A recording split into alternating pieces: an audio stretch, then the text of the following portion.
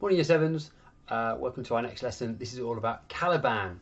So you've now got through to the end of the play and we start looking back on some of the characters and what role they've played. So this lesson is really going to be a lot of video watching to begin with. So there are 4 key scenes that involve Caliban. So Act 2, Scene 2, Act 3, Scene 2, Act 4, Scene 1 and Act 5, Scene 1. And I'd like you to follow the links on the... It's that way, isn't it? I can always get it wrong. Follow the links on the PowerPoint that will take you to a little short animated summary of each of those scenes, just so we can remember exactly what's going on. Because if you really think about it, in Tempest, you've got the storyline of Prospero's betrayal and how he wants to get revenge, we assume. You are focused on Ferdinand and Miranda getting married.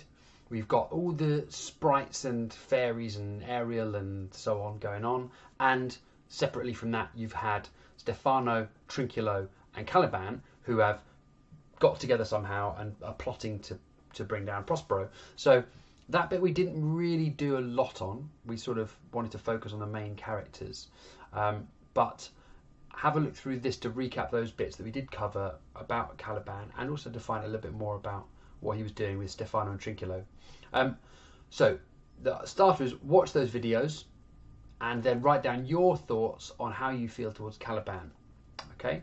And do you think he deserved what happened to him or not? So your first ideas, get those written down, and then we'll move on. So remember to pause the video, go and watch the other videos, and then come back, write your answer, and then restart this video with a like that. All right, I'm going to pause it now.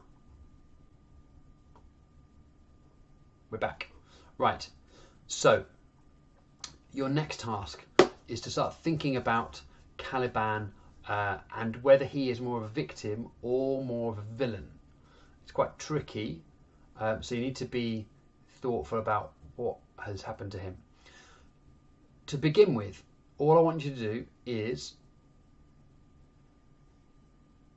copy this little cross down. So it should be a cross like that in your books with at the top Caliban has control and at the bottom Caliban has no control. So if he did something that he had control over, we put whatever actions he took nearer the top, all right, of that axis. Then across the middle, you've got on one end Caliban is a villain, and on the other Caliban is a victim.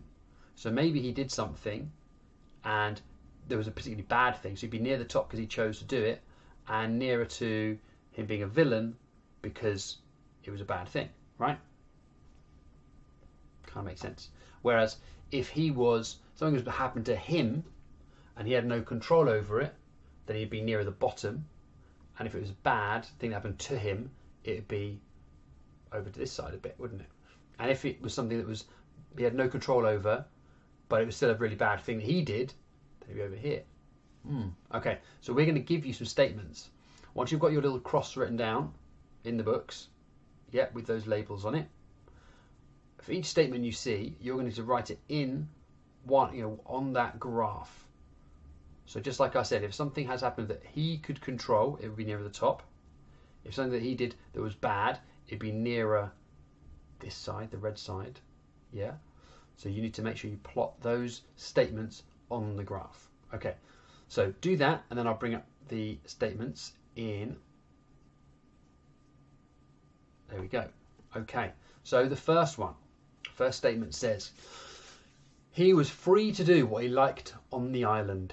So before Prospero arrived, Caliban had nobody to boss him around. So we might put that one about there.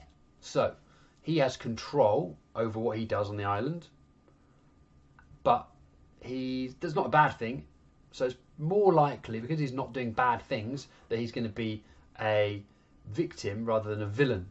So he was free to do what he liked on the island, might go there. Now if I pick another one, we're going to put somewhere else to show you what that looks like. Let's put one down at the bottom. So Prospero does not teach Caliban right from wrong.